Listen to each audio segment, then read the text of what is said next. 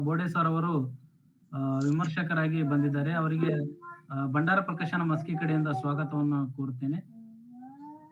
ಅದೇ ರೀತಿಯಾಗಿ ಈ ಆನ್ಲೈನ್ ಉಪನ್ಯಾಸಕ್ಕೆ ಜಾಯಿನ್ ಆದಂತ ಎಲ್ಲಾ ಸಾಹಿತ್ಯಾಸಕ್ತರಿಗೂ ಕೂಡ ಸ್ವಾಗತವನ್ನು ಕೋರುತ್ತೇನೆ. ಈಗ ಮೊದಲನೇದಾಗಿ ಬೋಡೆ ರಿಯಾಜ್ ಅಹಮದ್ ಸರ್ ಅವರ ಒಂದು ಕಿರು ಪರಿಚಯನ ನಾವು ಇವತ್ತು ನೋಡೋಣ. ಮೂಲತಃ ಇವರು ತಿಮ್ಮಾಪೂರ್ನ ರಂಗಂಪೇಟ, ಸುರ್ಪುರ್ ತಾಲೂಕಿನ ರಂಗಂಪೇಟದವರು. ಈ ವಿದ್ಯಾಭ್ಯಾಸ ನೋಡ್ಬೇಕಾದ್ರೆ BSc ಸಂಸ್ಕೃತ ವಿದ್ಯಾಭ್ಯಾಸ ಮುಗಿಸಿದ್ದಾರೆ. ಅದೇ ರೀತಿಯಾಗಿ ಇವರು ವೃತ್ತಿ ಜೀವನವನ್ನು ನೋಡಿದ್ರೆ ಈಗ ನಿವೃತ್ತ ಕಚೇರಿಯ ಅಧೀಕ್ಷಕರಾಗಿ ಇವರು ಕೆಲಸ ಮಾಡಿದ್ರು, ಜಂಟಿ ಸಾರಿಗೆ ಆಯುಕ್ತ ಕಚೇರಿ ಕಲಬುರಗಿಯಲ್ಲಿ. ಇವ್ರದೊಂದಿಷ್ಟು ಕಾರ್ಯಗಳನ್ನು ನಾವಿಲ್ಲಿ ಮೆಲುಕು ಹಾಕಿದ್ರೆ ಸಾಹಿತ್ಯ ರಚನೆ, ಬರವಣಿಗೆ ಹಾಗೂ ಉರ್ದು ಕನ್ನಡ ಭಾಷಾಂತರದಲ್ಲಿ ಇವರು ಹವ್ಯಾಸವನ್ನು ಕೈಗೊಂಡಿದ್ದಾರೆ. ದೂರದರ್ಶನದಲ್ಲಿ ಕನ್ನಡದಲ್ಲಿ ಕಾರ್ಯಕ್ರಮ ನಿರ್ವಹಣೆ ಸಂಬಂಧಿಸಿದ ಸಾಹಿತ್ಯ ರಚನೆಯನ್ನು ಮಾಡಿದ್ದಾರೆ. ಕರ್ನಾಟಕ ಉರ್ದು ಅಕಾಡೆಮಿ ಬೆಂಗಳೂರು ಇವರ ಕನ್ನಡ ಉರ್ದು ಕನ್ನಡ ನಿಘಂಟು ರಚನಾ ಕಾರ್ಯದಲ್ಲಿ ಕೂಡ ಕೆಲಸವನ್ನು ಮಾಡಿದ್ದಾರೆ. ಅದೇ ರೀತಿಯಾಗಿ ವಚನ ಪಿತಾಮಹ ಡಾಕ್ಟರ್ ಪಗು ಅಳಕೊಟ್ಟಿ ಸಂಶೋಧನಾ ಕೇಂದ್ರ ವಿಜಯಪುರ ಇವರ ಅಡಿಯಲ್ಲಿ ಆದಿಲ್ ಶಾಹಿ ಸಾಹಿತ್ಯದ ಅನುವಾದ ಯೋಜನೆಯಲ್ಲಿ ಕಾಜಿ ಮೆಹಬೂಬ್ ಬಹರಿ ಪರ್ಷಿಯನ್ ಗ್ರಂಥದ ಉರ್ದು ಅನುವಾದ ಕೃತಿ, ಮಿಫ್ತಾಹುಲ್ ಜುನಾನ್ ಮನ್ ಲಗನ್ ಕನ್ನಡ ಅನುವಾದವನ್ನು ಮಾಡಿದ್ದಾರೆ. ರಾಷ್ಟ್ರೀಯ ಸಂತ ಕವಿ ಕನಕದಾಸ ಅಧ್ಯಯನ ಹಾಗೂ ಸಂಶೋಧನಾ ಕೇಂದ್ರ ಬೆಂಗಳೂರು ಇವರ ಕನಕದಾಸರ ಸಮಗ್ರ ಸಾಹಿತ್ಯ ಅನುವಾದ ಯೋಜನೆಯಲ್ಲಿ ಕನಕದಾಸರ ಹರಿಭಕ್ತಿ ಸಾರ ಕೃತಿಯನ್ನು ಕನ್ನಡದಿಂದ ಉರ್ದುವಿಗೆ ಅನುವಾದವನ್ನು ಕೈಗೊಂಡಿದ್ದಾರೆ. ಉರ್ದುವಿನ ಪ್ರಥಮ ನಾಟಕ ಆದಂತ ಇಂದ್ರ ಸಭಾ ಇದನ್ನು ಕನ್ನಡಕ್ಕೆ ಅನುವಾದವನ್ನುಗೊಂಡಿದ್ದಾರೆ ಮತ್ತು ಈ ಕೃತಿಯನ್ನು ಕುವೆಂಪು ಭಾಷಾ ಭಾರತಿಯವರು ಪ್ರಕಟಿಸಿದ್ದಾರೆ. ಅದೇ ರೀತಿಯಾಗಿ ಪ್ರೇಮ ಸೂಫಿ ಬಂದೆ ನವಾಜರ ಜೀವನ ಚರಿತ್ರೆ ಮತ್ತು ಅನುಭವ ಸಾಹಿತ್ಯದ ಕುರಿತಾದ ಕೃತಿಯನ್ನು ಇವರು ಬರೆದಿದ್ದಾರೆ. ಇವರಿಗೆ ಗೊತ್ತಿರುವಂತ ಒಂದಿಷ್ಟು ಭಾಷೆಗಳನ್ನಾಗಿ ನೋಡುವುದಾದ್ರೆ ಕನ್ನಡ, ಉರ್ದು, ಹಿಂದಿ, ಇಂಗ್ಲಿಷ್ ಮತ್ತು ಪರ್ಷಿಯನ್ ಭಾಷೆಗಳನ್ನು ಬಲ್ಲವರಾಗಿದ್ದಾರೆ. ಇದಿಷ್ಟು ಇವರ ಕಿರು ಪರಿಚಯ. ಇವರ ಉಪನ್ಯಾಸ ಕೇಳಲು ನಾವೆಲ್ಲರೂ ತುಂಬಾ ಆಸಕ್ತರಾಗಿದ್ದೇವೆ. ಸರ್, ಇನ್ನ ನೀವು ಉಪನ್ಯಾಸ ಆರಂಭಿಸಬಹುದು. ಎಲ್ಲರಿಗೂ ನಮಸ್ಕಾರ. ಶ್ರೀ ಬಸವರಾಜ್ ಕೊಡಗಂಟಿ ಸರ್ ಹಾಗೂ ಪರಶುರಾಮ್ ಕೊಡಗಂಟಿ ಸರ್ ಅವರೇ, ಬಾಬುರಾವ್ ದೊರೆ, ಮಧುರ ಅವರೇ, ಸೈಯದ್ ಮುಜೀಬ್ ಅವರೇ, ಬಸವಸ್ವಾಮಿ ಅವರೇ, ಕರ್ಲಿಂಗ್ ನಾಟೇಕರ್ ಅವರೇ ಹಾಗೂ ಎಲ್ಲ ಕೇಳುಗರೆ, ಭಂಡಾರ ಪ್ರಕಾಶನ ಮಸ್ಕಿಯವರು ಹಮ್ಮಿಕೊಂಡಿರುವ ಕಾವ್ಯ ಕರ್ನಾಟಕ 100 ಪ್ರಾಯೋಗಿಕ ವಿಮರ್ಶೆ ಆನ್ಲೈನ್ ಉಪನ್ಯಾಸ ಸರಣಿಯ 91ನೇ ಉಪನ್ಯಾಸ ನೀಡಲು ನನಗೆ ತುಂಬ ಸಂತೋಷ ಅನ್ನಿಸ್ತಿದೆ. ಕಾರಣ, ಇಂದಿನ ಪರ್ಷಿಯನ್ ಗಜಲ್ ಕಲಬುರ್ಗಿಯ ಪ್ರಸಿದ್ಧ ಸೂಫಿ ಸಂತ, ಪ್ರಬುದ್ಧ ಲೇಖಕ, ಮಹಾನ್ ಜ್ಞಾನಿ ಸೂಫಿ ಹಜರತ್ ಖಾಜಾ ಬಂದೆ ನವಾಜ್ ಗೇಸು ದರಾಜ್ ಇವರಿಂದ ರಚಿತವಾದದ್ದು. ಹಜರತ್ ಖಾಜಾ ಬಂದ ನವಾಜ್ ಗೇಸು ದರಾಜ್ ಅವರು ದಖ್ನಿ ಭಾಷೆಯ ಸುಮಾರು 105 ಕೃತಿಗಳ ಲೇಖಕರಾಗಿದ್ದಾರೆ. ಅದರಲ್ಲಿ ಅವರ ಒಂದು ಪರ್ಷಿಯನ್ ಕವನದ ಬಗ್ಗೆ ಇಂದು ಚರ್ಚೆ ಮಾಡುತ್ತಿರುವುದು ತುಂಬ ಸಂತಸ ಅನ್ನಿಸ್ತಾ ಇದೆ.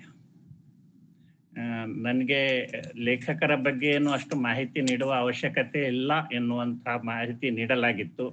ಆದರೆ ಈ ಸಂದರ್ಭದಲ್ಲಿ ಅದು ಸ್ವಲ್ಪ ಉಚಿತ ಅಂತ ನನಗೆ ಅನಿಸಿ ನಾನು ಅದನ್ನು ಸಂಕ್ಷಿಪ್ತವಾಗಿ ಹೇಳಲಿಕ್ಕೆ ಪ್ರಯತ್ನಿಸ್ತಾ ಇದ್ದೀನಿ.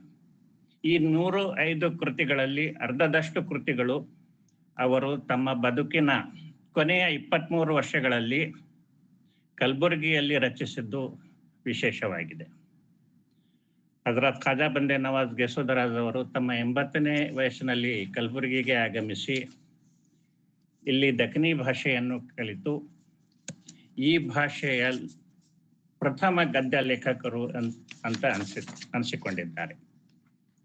ಅದಕ್ಕಿಂತ ಮುಂಚೆ ದಖ್ನಿ ಭಾಷೆ ಕೇವಲ ಒಂದು ಆಡು ಮಾತಿನ ಭಾಷೆಯಾಗಿತ್ತು. ಆದರೆ ಬಂದೆ ನವಾಜರ ಮಿರಾಜುಲ್ ಆಶಕೀನ್ ಎಂಬ ಕೃತಿಯು ಉರ್ದು ಭಾಷೆಯ ಪ್ರಥಮ ಗದ್ಯ ಕೃತಿ. ಅದಲ್ಲದೆ ಅವರು ಅರಬ್ಬಿ, ಫಾರ್ಸಿ ಭಾಷೆಯಲ್ಲಿ ಹಲವು ಪ್ರಬುದ್ಧ ಗ್ರಂಥಗಳನ್ನು ರಚಿಸಿದ್ದರು. ಆದರೆ ದಖನಿ ಸಾಹಿತ್ಯಿಕ ರಚನೆ, ಅದು ನಿಜಕ್ಕೂ ನಾವು ಅಭಿಮಾನ ಪಡುವಂಥದ್ದು. ಇನ್ನು ಪ್ರಸಕ್ತ ಕವನವನ್ನು ಹಜರತ್ ಬಂದೇ ನವಾಜ್ ಅವರು ನೀಡುವ ಪ್ರವಚನದಿಂದ ಆಯ್ದುಕೊಂಡಿದ್ದೇನೆ. ಬಂದೇ ನವಾಜರು ದಿನ ಸಾಯಂಕಾಲ ತಮ್ಮ ಅನುಯಾಯಿಗಳಿಗೆ ಮತ್ತು ಭಕ್ತರಿಗೆ ಪ್ರವಚನಗಳನ್ನು ನೀಡುತ್ತಿದ್ದರು ಮತ್ತು ಸೂಫಿ ಸಾಹಿತ್ಯದಲ್ಲಿ ಅಂತಹ ಪ್ರವಚನಗಳನ್ನು ಸಂಗ್ರಹಿಸುವ ಪರಿಪಾಠವೂ ಇತ್ತು. ದೆಹಲಿಯ ನಿಜಾಮುದ್ದೀನ್ ಔಲಿಯಾ ಅವರ ಪ್ರವಚನಗಳನ್ನು ಸಹ ಹಜರತ್ ಅಮೀರ್ ಸಜ್ಜಿ ಮತ್ತು ಅಮೀರ್ ಖುಸ್ರೋ ಅವರು ಫವಾದುಲ್ ಫವಾದ್ ಎನ್ನುವಂಥ ಶೀರ್ಷಿಕೆಯಲ್ಲಿ ಪ್ರಕಟಿಸಿದ್ದಾರೆ. ಹಾಗೂ ನಾಸಿರುದ್ದೀನ್ ಚಿರಾಗ್ ದೆಹ್ಲವಿ ಅವರ ಪ್ರವಚನಗಳು ಸಹ ಸಂಕಲಿತವಾಗಿವೆ. ಈ ಪ್ರಸಕ್ತ ಕವನವನ್ನು ಹಜರತ್ ಖಾಜಾ ಬಂದೇ ನವಾಜ್ ಅವರ ಹಿರಿಯ ಪುತ್ರರಾದಂತಹ ಹಜರತ್ ಅಕ್ಬರ್ ಹುಸೇನ್ ಅವರು ಜಮೈಲ್ ಕಿಲಂ ಎಂಬ ಗ್ರಂಥದಲ್ಲಿ ಪ್ರಕಟಿಸಿದ್ದಾರೆ. ಅಲ್ಲಿಂದ ಈ ಕವನವನ್ನು ಆಯ್ದುಕೊಳ್ಳಲಾಗಿದೆ. ಇನ್ನು ಪರ್ಷಿಯನ್ ಭಾಷೆಯಲ್ಲಿ ಸಾಹಿತ್ಯದಲ್ಲಿ ಪ್ರಮುಖ ಪ್ರಕಾರಗಳು ಅಂದರೆ ಒಂದು ಮಸ್ನವಿ ಅಂದರೆ ನೀಳ್ಗವನ, ಎರಡನೇದು ಖಸೀದ ಅಂದರೆ ಅದು ಪ್ರಶಂಸಾ ಕಾವ್ಯ, ಮೂರನೇದು ಗಜಲ್ ಪರ್ಷಿಯನ್ ಮತ್ತು ಉರ್ದು ಭಾಷೆಯ ಕಾವ್ಯರಾಣಿ ಅಂದ್ರೂ ತಪ್ಪಾಗ್ಲಿಕ್ಕಿಲ್ಲ. ಯಾಕಂದ್ರೆ ಗಜಲ್ನ ಸಂಕ್ಷಿಪ್ತ ದ್ವಿಪದಿಗಳಲ್ಲಿಯೇ ಅತ್ಯಂತ ಪ್ರಬುದ್ಧ ವಿಚಾರಗಳನ್ನು ಅನುಪಮ ಮತ್ತು ಅರ್ಥಗರ್ಭಿತ ರೂಪಕಗಳ ಮೂಲಕ ಹೇಳಲಾಗುತ್ತಿತ್ತು. ಅವು ಎಷ್ಟು ಪ್ರಭಾವಶಾಲಿ ಆಗ್ತಿದ್ವು ಅಂದ್ರೆ ಅವು ಒಂದು ಪವಿತ್ರ ಗ್ರಂಥದ ಸೂಕ್ತಿಗಳಂತೆ ಅವುಗಳನ್ನು ಜನರು ಉಲ್ಲೇಖಿಸ್ತಿದ್ರು. ಆದುದರಿಂದ ಇಂದು ನಾನು ವಾಚಿಸುತ್ತಿರುವುದು ಮತ್ತು ಚರ್ಚಿಸುತ್ತಿರುವುದು ಮೂಲ ಭಾಷೆಯಲ್ಲಿ ಇದು ಗಜಲ್ ಆಗಿದೆ. ಆದರೆ ಕನ್ನಡ ಭಾಷೆಯಲ್ಲಿ ಅದನ್ನು ಕವನ ರೂಪದಲ್ಲಿ ಅನುವಾದ ಮಾಡಲಾಗಿದೆ. ಈ ಪರ್ಷಿಯನ್ ಗಜಲ್ ತು ಅಸ್ ಸರ್ತಾ ಕದಂ ಹುಸ್ನಿ ವ ನಾಜಿ ಫರೀಜಾ ಗಶ್ತ್ ಮಾರಾ ಇಶ್ಕ್ ಬಾಜಿ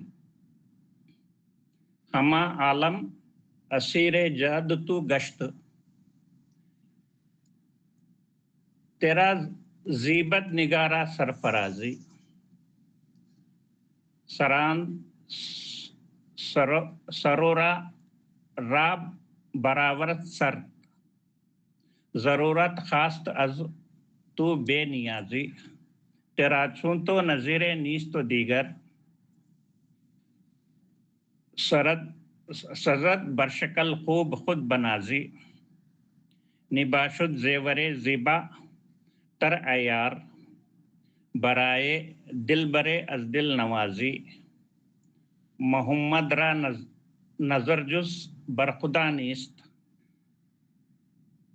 पिंदार इश्कबाजी ओ मजाजी मोहम्मद रा मुदा महमूद गजनी तो खुदरा हम पसंदी अरी अयाजी मोहम्मद रा मोहब्बत खस्द वाला लस्त तो असरदा कदम हुस्नी व नाजी रसद बर्मा किसी किब्र करशमा सजद बरसरो बूस्तानी कर अजी खम्र बालासत बालाई निदारद कजाहस्त आ सरोदे तर्क ताजी. ಇದು ಮೂಲ ಕವನ. ಇದನ್ನು ಸರಳವಾಗಿ ಕನ್ನಡದಲ್ಲಿ ಅನುವಾದಿಸಿದ್ದು ಈ ತರಹ ಇದೆ. ಇದು ಒಂದು ಸೂಫಿ ಪ್ರೇಮ ಪರಿಕಲ್ಪನೆಯ ಕವನ ಅಂತ ಹೇಳಬಹುದು. ನಖಶಿಕಾಂತ ಅಪ್ಪಟ ಚಲುವ ಚನ್ನಿಗ ನೀನಾಗಿರುವೆ, ಹೀಗಾಗಿ ನಿನ್ನನ್ನು ಪ್ರೇಮಿಸುವುದು ಅನಿವಾರ್ಯವಾಗಿದೆ. ಸಮಸ್ತ ಲೋಕವು ನಿನ್ನ ಕೇಶರಾಶಿಯಲ್ಲಿ ಬಂಧಿತವಾಗಿಹುದು, ಹೇ ಪ್ರೇಮಿಯೇ ಶ್ರೇಷ್ಠತೆಯು ನಿನಗೆ ಶೋಭಿತವಾಗಿದೆ. ನಿನ್ನ ಸಮ್ಮುಖ ಮಹಾನ್ ಶೂರರ ತಲೆದಂಡ ಕಂಡಿರುವೆ, ಆದರೆ ಇದೆಲ್ಲದರ ಪರಿವೆಯೇ ನಿನಗಿಲ್ಲವಾಗಿದೆ. ನಿನ್ನಂತೆ ಯಾರಿಹರು, ನಿನ್ನ ಹೊರತು ಇನ್ಯಾರು ಹೇಳು ಹೇ ಪ್ರೇಮಿ. ಹೀಗಾಗಿ ನೀನು ನಿನ್ನ ಸೌಂದರ್ಯಕ್ಕೆ ಗರ್ವಪಡುವುದು ಸಹಜವಾಗಿದೆ. ಹೇ ಸ್ನೇಹಿತ, ಒಪ್ಪಿದೆ ನೀ ನುಡಿದಿರುವ ಈ ಮಾತನ್ನು. ಪ್ರೇಮಿಗಳಿಗೆ ಪ್ರೇಮವು ಒಂದು ಅನುಪಮ ಆಭರಣವಾಗಿದೆ. ಮೊಹಮ್ಮದನ ನೋಟವು ದೇವರ ಹೊರತು ಬೇರೆಡೆ ಎಲ್ಲೂ ಇಲ್ಲ. ಹೀಗೆಂದು ಅವನ ಪ್ರೇಮದಾಟ ಲೌಕಿಕವೆಂದು ಭಾವಿಸುವುದು ತಪ್ಪಾಗಿದೆ. ಮೊಹಮ್ಮದನನ್ನು ಮೆಹಮೂದ್ ಗಜ್ನವಿ ಎಂದು ತಿಳಿಯುವುದು ತರವಲ್ಲ ಮತ್ತು ತನ್ನನ್ನು ಅಯಾಜ್ ಎಂದು ತಿಳಿಯುವುದು ತಪ್ಪಾಗಿದೆ. ಮೊಹಮ್ಮದನಿಗೆ ಪ್ರೀತಿ ಪ್ರೇಮವೇ ಸರ್ವಸ್ವವಾಗಿರುವುದು ನಿಸ್ಸಂದೇಹ. ಯಾಕೆಂದರೆ ಅವನು ನಖಶಿಕಾಂತ ಪ್ರೇಮಿಯಾಗಿರುವುದು ನಿಜವಾಗಿದೆ. ತಮ್ಮ ಕಠಿಣ ಸಿದ್ಧಿಯಿಂದ ಅವರು ತಲುಪಿರಬಹುದು ಚಂದ್ರನನ್ನು ಎತ್ತರದಲ್ಲಿ, ಆದರೆ ತೋಟದ ತುರಾಯಿ ವೃಕ್ಷವೇ ಶ್ರೇಷ್ಠವಾಗಿದೆ. ಚಂದ್ರನ ಔನ್ನತ್ಯ ವಾಸ್ತವಿಕ, ಆದರೆ ಈ ಔನ್ನತ್ಯ ಸ್ವಯಂ ಎಲ್ಲಿ ಹೇಳು. ತುರಾಯಿ ವೃಕ್ಷವು ತನ್ನ ಎತ್ತರ ಸಾರುವುದರಲ್ಲಿ ತಪ್ಪೇನಿದೆ. ಮೊದಲನೇದಾಗಿ ಇದು 10 ದ್ವಿಪದಿಗಳ ಒಂದು ಗಜಲ್ ಆಗಿದೆ. ಈಗಾಗಲೇ ನಾನು ಸಂಕ್ಷಿಪ್ತವಾಗಿ ಹೇಳಿರುವಂತೆ ಪರ್ಷಿಯನ್ ಮತ್ತು ಉರ್ದು ಭಾಷೆಯಲ್ಲಿ ಗಜಲ್ಲೇ ಅದು ಎಲ್ಲ ತರಹದ ವಿಚಾರಧಾರೆಯನ್ನು, ಧಾರ್ಮಿಕವಾಗಲಿ, ಆಧ್ಯಾತ್ಮಿಕವಾಗಲಿ, ಸಾಮಾಜಿಕವಾಗಲಿ ಅಥವಾ ಪ್ರೇಮದ್ದಾಗಲಿ ಮತ್ತೆ ಹಾಸ್ಯ, ಇವುಗಳಿಗೆ ಏಕೈಕ ಶಕ್ತಿಶಾಲಿ ಸಾಹಿತ್ಯ ಪ್ರಕಾರ ಅಂದ್ರೆ ಅದು ಗಜಲ್. ಇನ್ನು ಅದರ ಮೊದಲನೇ ಶೇರ್ ಅಂದ್ರೆ ದ್ವಿಪದಿ, ನಖಶಿಕಾಂತ ಅಪ್ಪಟ ಚಲುವ ಚನ್ನಿಗ ನೀನಾಗಿರು. ಇದು ದೇವರ ಅಸೀಮ ಸೌಂದರ್ಯ ಮತ್ತು ಅವನ ಚಲುವನ್ನು ಒಬ್ಬ ಪ್ರೇಮಿ ಯಾವ ರೀತಿಯಲ್ಲಿ ಬಣ್ಣಿಸುತ್ತಾನೆ. ಸೂಫಿ ತತ್ವಜ್ಞಾನದಲ್ಲಿ, ಸಿದ್ಧಾಂತದಲ್ಲಿ ಮೂಲತಃ ಈ ಇಷ್ಕ್ ಅಥವಾ ಪ್ರೇಮ ಕವನಗಳಲ್ಲಿ ಅಥವಾ ಪ್ರೇಮ ಸಿದ್ಧಾಂತಗಳಲ್ಲಿ 3 ವಿಷಯಗಳು ಪ್ರಮುಖ. ಒಂದು ಪ್ರೇಮಿ, ಇನ್ನೊಂದು ಪ್ರೇಮ, ಮೂರನೆಯದು ಪ್ರಿಯಕರ. ಇಲ್ಲಿ ಇನ್ನೊಂದು ವಿಶೇಷ ಏನಂದ್ರೆ, ಪ್ರೇಮ ಅಥವಾ ಪ್ರಿಯಕರನಿಗೆ ಯಾವುದೇ ಲಿಂಗ ಇರುವುದಿಲ್ಲ. ಅದು ಉರ್ದು ಭಾಷೆ ಮತ್ತು ಪರ್ಷಿಯನ್ ಭಾಷೆಯ ವಿಶೇಷತೆಯಾಗಿದೆ. ಅಂದ್ರೆ ಪ್ರೇಮಿ ಅಂದ್ರೆ ಪ್ರೇಮಿಸುವವನು, ಅದು ಪುಲ್ಲಿಂಗನೇ ಆಗಿರಬಹುದು ಅಥವಾ ಸ್ತ್ರೀಲಿಂಗನೇ ಆಗಿರಬಹುದು. ಪ್ರಿಯಕರ ಅಂದ್ರೆ ಯಾವನು ಪ್ರೇಮಿಸಲ್ಪಡುತ್ತಾನೆ ಅವನು, ಅದು ಪುಲ್ಲಿಂಗ ಆಗಿರಬಹುದು ಅಥವಾ ಸ್ತ್ರೀಲಿಂಗ ಆಗಿರಬಹುದು. ಆದುದರಿಂದ ಪ್ರೇಮಿ ಮತ್ತು ಪ್ರೇಮಿಸಲ್ಪಡುವವನು, ಪಡುವವಳು, ಈ ತರಹದ ಅರ್ಥ ಆಗುತ್ತೆ. ಇವರಬ್ಬರ ಮಧ್ಯೆ ಸಂಬಂಧ ಕಲ್ಪಿಸುವುದು ಅದು ಪ್ರೇಮವಾಗಿದೆ. ಆದರೆ ಇದು ಸಾಮಾನ್ಯ ಪ್ರೇಮವಲ್ಲ. ಈ ದೈವಿಕ ಪ್ರೇಮ ಅಂದ್ರೆ ಜಗತ್ತಿನಲ್ಲಿ ಅಥವಾ ಬ್ರಹ್ಮಾಂಡದಲ್ಲಿ ಯಾವ್ದು ಆಕರ್ಷಣೆ ಹೊಂದಿರುತ್ತೆ, ಅದು ದೇವರ ಯಾವುದೇ ಸೃಷ್ಟಿ, ಅವುಗಳ ಮಧ್ಯೆ ಪ್ರೇಮ ಇದೆ ಅಂತ ಸೂಫಿ ಸಾಹಿತ್ಯ ಅಥವಾ ಸೂಫಿ ಸಿದ್ಧಾಂತಗಳು ಹೇಳುತ್ತವೆ. ಹೀಗಾಗಿ ಇಲ್ಲಿ ಬಂದೇ ನವಾಜರು ಹೇಳುವುದೇನೆಂದ್ರೆ, ನೀನು ನಖಶಿಕಾಂತ ಅಡಿಯಿಂದ ಮುಡಿಯುವವರೆಗೆ ಸುಂದರನಾಗಿರುವಿ, ಚಲುವನಾಗಿರುವಿ. ಆದುದರಿಂದ ಅದು ದೇವರ ಒಂದು ಅಸೀಮ ಚಲುವಿನ ಬಗ್ಗೆ ಅವರು ಪ್ರಸ್ತಾಪ ಮಾಡ್ತಾರೆ. ಹೀಗಾಗಿ ನೀನು ಇಷ್ಟು ಚಲುವ ಆಗಿರುವುದರಿಂದ ನಿನ್ನನ್ನು ಪ್ರೇಮಿಸುವುದು ಅನಿವಾರ್ಯವಾಗಿದೆ. ಯಾಕೆಂದರೆ ನಿನ್ನ ಈ ಚಲುವನ್ನು ಕಂಡು ನಾವು ಸುಮ್ಮನೆ ಕೊಡ್ಲಿಕ್ಕೆ ಆಗದೇ ಇಲ್ಲ. ಪ್ರತಿಯೊಬ್ಬರಿಗೂ ಚಲುವಿನ ಆಕರ್ಷಣೆ ಇದ್ದೇ ಇರುತ್ತೆ. ಇದು ಬಹುಶಃ ನಮ್ಮ ಶಾಸ್ತ್ರಗಳ ಸತ್ಯಂ ಶಿವಂ ಸುಂದರಂ ಅನ್ನುವಂಥ ಒಂದು ಭಾವದ ಇನ್ನೊಂದು ಮುಖ ಅಂತ ಹೇಳಬಹುದು. ಹೀಗಾಗಿ ಈ ಫಾರ್ಸಿ ಭಾಷೆಯಲ್ಲಿ ಆಗಲಿ ಉರ್ದು ಭಾಷೆಯಲ್ಲಿ ಏನ್ ಇಶ್ಕ್ ಅನ್ನುವಂತಹ ಶಬ್ದ ಇದೆ, ಅದಕ್ಕೆ ಸರಿಸಮಾನಾದ ಶಬ್ದ ಸ್ವಲ್ಪ ಕನ್ನಡದಲ್ಲಿ ಸಿಗುವುದು ಕಷ್ಟ. ಈ ಇಶ್ಕನ್ನು ನಾವು ಕೇವಲ ಪ್ರೇಮ ಅಂದ್ರೆ ಅದಕ್ಕೆ ಪೂರ್ಣ ನ್ಯಾಯ ಒದಗಿಸಿದಂತೆ ಆಗುವುದಿಲ್ಲ. ಬಹುಶಃ ಅದಕ್ಕೆ ದೈವಿ ಪ್ರೇಮ ಅನ್ಬಹುದು ಅಥವಾ ಅಲೌಕಿಕ ಪ್ರೇಮ ಅನ್ಬಹುದು. ಇದು ಕೇವಲ ಇಬ್ಬರು ವ್ಯಕ್ತಿಗಳ ಮಧ್ಯೆ ಇಲ್ಲ, ಪ್ರತಿಯೊಂದು ಚರಾಚರ ಜೀವಿಗಳಲ್ಲಿ ಇರುವ ಆಕರ್ಷಣೆಯ ಒಟ್ಟಾರೆ ಮೊತ್ತವನ್ನು ಇದು ಸೂಚಿಸುತ್ತದೆ. ಯಾಕಂದ್ರೆ ಅದು ಸೃಷ್ಟಿ ಅಂದ್ರೆ ಜೀವವುಳ್ಳ ಸೃಷ್ಟಿನೇ ಇಲ್ಲ, ಈ ನಿರ್ಜೀವ ವಸ್ತುಗಳಲ್ಲಿಯೂ ಸಹ ಇರುವಂತಹ ಆಕರ್ಷಣೆ ಸಹ ಅದು ದೇವರ ಪ್ರೇಮದಿಂದ ಆಗಿದೆ ಅನ್ನುವಂಥದ್ದು ಸೂಫಿಗಳ ಅಭಿಪ್ರಾಯವಾಗಿದೆ. ಇದಕ್ಕಾಗಿ ಎಲ್ಲಾ ಸೂಫಿಗಳಲ್ಲಿ ಈ ಇಷ್ಕೆಗೆ ಅತೀವ ಮಹತ್ವವಿದೆ. ಆದರೆ ಅದನ್ನು ಸೂಫಿ ಇದರಲ್ಲಿ ಆ ಅಲೌಕಿಕ ಪ್ರೇಮವನ್ನು ಪ್ರಾಪ್ತಿಸಿಕೊಳ್ಳಲು ಲೌಕಿಕ ಪ್ರೇಮದ ಅಗತ್ಯತೆಯನ್ನು ಅವರು ಪ್ರತಿಪಾದಿಸುತ್ತಾರೆ. ಅದಕ್ಕೆ ಇಷ್ಕೆ ಮಜಾಜಿ ಅಂತಾರೆ. ಇಷ್ಕೆ ಮಜಾಜಿಯೇ ಮೂಲಕನೇ ನಾವು ಇಷ್ಕೆ ಹಕೀಕಿಗೆ ತಲುಪಬಹುದಾಗಿದೆ ಎಂಬುದು ಅವರ ವಾದವಾಗಿದೆ. ಇನ್ನು ಎರಡನೇ ಶೋರ್ ಅಥವಾ ದ್ವಿಪದಿ, ಸಮಸ್ತ ಲೋಕವು ನಿನ್ನ ಕೇಶರಾಶಿಯಲ್ಲಿ ಬಂಧಿತವಾಗಿರುವುದು. ನಾನು ಕನ್ನಡ ಕಾವ್ಯವನ್ನು ಸಹ ಸ್ವಲ್ಪ ಮಟ್ಟಿಗೆ ಓದಿದ್ರಿಂದ ಈ ಕೇಶರಾಶಿ ಇಂಥವೆಲ್ಲ ಸ್ವಲ್ಪ ಕನ್ನಡ ಸಾಹಿತ್ಯದಲ್ಲಿ ಅಪರೂಪದ ಶಬ್ದಗಳು. ಆದರೆ ಪರ್ಷಿಯನ್ ಮತ್ತು ಉರ್ದು ಭಾಷೆಗಳಲ್ಲಿ ಕೇಶರಾಶಿಯ ಪ್ರಸ್ತಾಪ ಅತ್ಯಧಿಕವಾಗಿದೆ. ಅದು ಹಲವು ತರಹದ ರೂಪಕಗಳ ಪ್ರತಿಬಿಂಬವಾಗಿದೆ.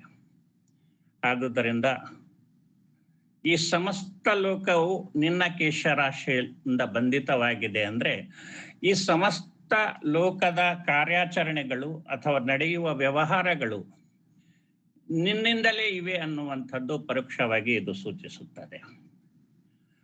ಹಾಗೆಯೇ ಮುಂದಿನ ಸಾಲಿನಲ್ಲಿ ಹೇಳುತ್ತಾರೆ, ಹೇ ಪ್ರೇಮಿಯೇ, ಶ್ರೇಷ್ಠತೆಯು ನಿನಗೆ ಶೋಭಿತವಾಗಿದೆ. ಅಂದ್ರೆ ಶ್ರೇಷ್ಠತೆ ಅದು ನಿನ್ನ ಒಂದು ವೈಶಿಷ್ಟ್ಯವಾಗಿದೆ, ನೀನು ಎಲ್ಲಾ ಇದರಲ್ಲಿ ಶ್ರೇಷ್ಠನಾಗಿದ್ದಿ ಅನ್ನೋದನ್ನು ಇದು ಸೂಚಿಸುತ್ತದೆ. ಮೂರನೇ ಶೇರ್, ನಿನ್ನ ಸಮ್ಮುಖ ಮಹಾನ್ ಶೂರರ ತಲೆದಂಡ ಕಂಡಿರುವೆ. ಈ ಜಗತ್ತು ಸೃಷ್ಟಿಯಾದ ನಂತರ ಅಥವಾ ಆರಂಭ ಆದ ನಂತರ ಎಂಥೆಂಥ ಮಹಾನ್ ಶೂರರು, ಧೀರರು, ಪರಾಕ್ರಮಿಗಳು, ಒಳ್ಳೆಯವರು, ದುಷ್ಟರು ಆಗಿ ಹೋಗಿದ್ದಾರೆ.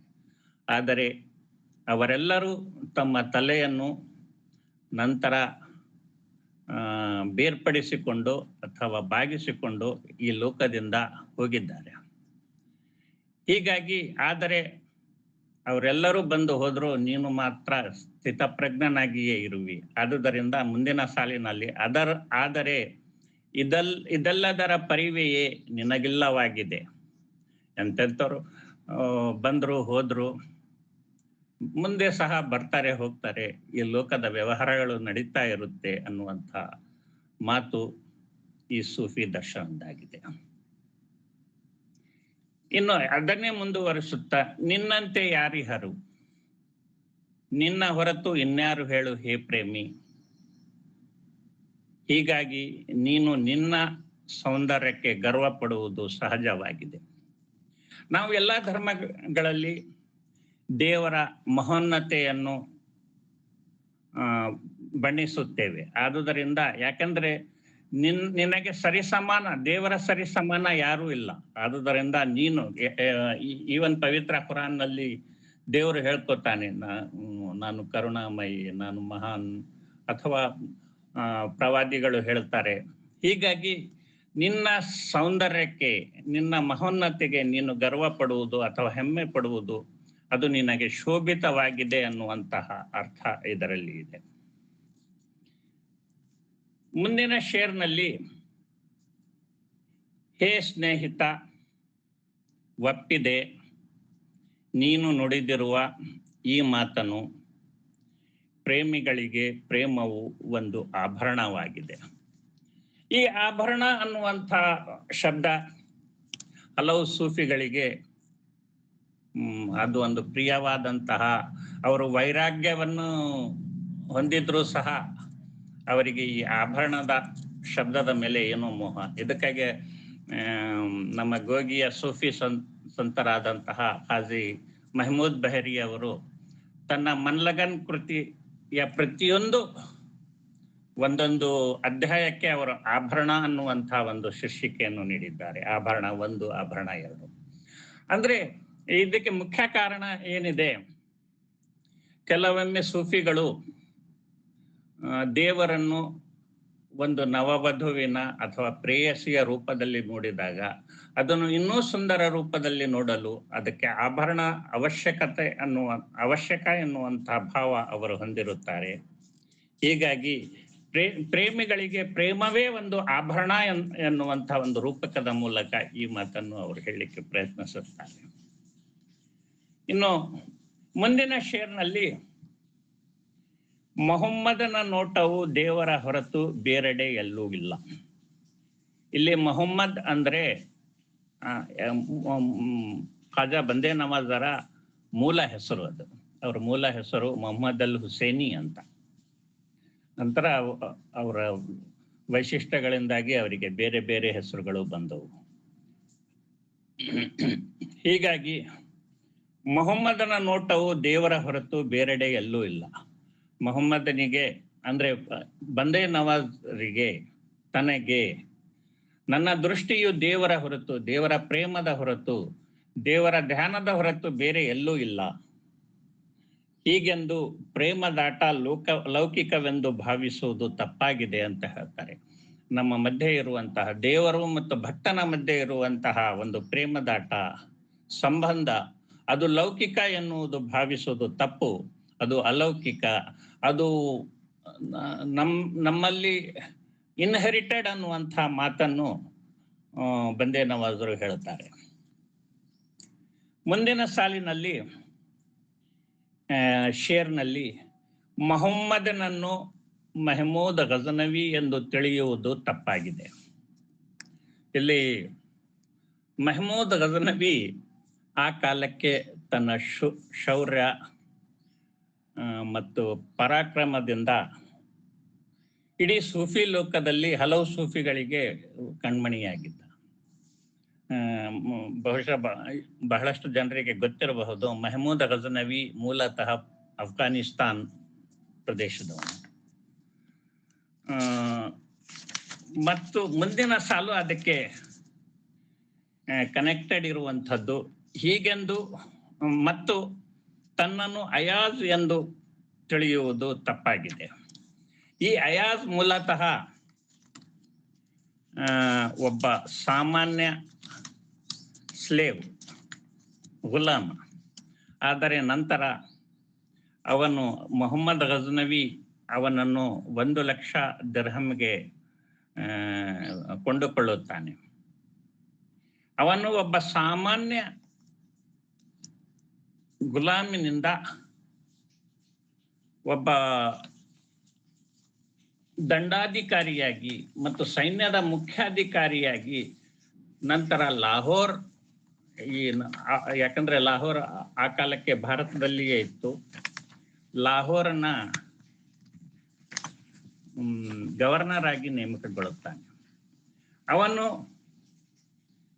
ತನ್ನ ತೀರಾ ಕೆಳಮಟ್ಟದ ಸ್ಥಾನದಿಂದ ಆ ಕಾಲಕ್ಕೆ ಒಬ್ಬ ವ್ಯಕ್ತಿಗೆ ಬಾದಶಾಹನ ನಂತರ ಸಿಗಬಹುದಾದಂತಹ ಅತ್ಯಂತ ಮಹತ್ವದ ಹುದ್ದೆ ಅವನು ಪಡೆದುಕೊಂಡಿರುತ್ತಾನೆ. ಅದಕ್ಕೆ ಮುಖ್ಯ ಕಾರಣ ಅಯಾಜನ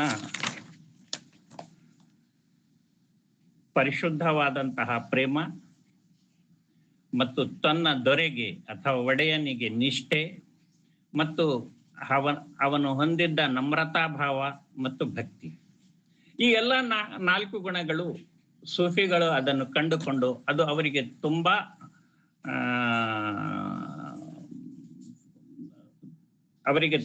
ತುಂಬಾ ಲೈಕ್ ಆಗಿದ್ದವು ಅಥವಾ ಅವರ ಮೆಚ್ಚಿನ ಈ ಗುಣಗಳು. ಯಾಕಂದ್ರೆ ಕೇವಲ ಬಂದೇ ನವಾಜ್ ಇಲ್ಲ, ರೂಮಿ ಅವರು ಸಹ ತಮ್ಮ ಕಾವ್ಯದಲ್ಲಿ ಮತ್ತು ಜಾಮಿ ಸಹ ಬಂದೇನವ ಅಯಾಜ್ ಮತ್ತು ಮೆಹಮೂದರ ಸಂಬಂಧ, ಇವರು ಕೇವಲ ಒಡೆಯ ಮತ್ತು ಗುಲಾಮನಾಗಿರದೆ ಒಂದು ತೀರಾ ಆಪ್ತ ಸ್ನೇಹಿತರು ಸಹ ಆಗಿದ್ರು. ಇವರ ಬಗ್ಗೆ ಅನೇಕ ಸೂಫಿ ಕಥೆಗಳಿವೆ. ಅದನ್ನು ರೂಮಿ ತನ್ನ ಒಂದು ಕವನದಲ್ಲಿ ಹೇಳ್ತಾರೆ, ಹಮಾಯಿಶ್ ಕಶಾಬೂದ್ ಅಯಾಜ್ ನಾ ಹಿರ್ಸೋ ಜರೋ ನಾ ಮೈಲೋ ಜಹಾಜ್.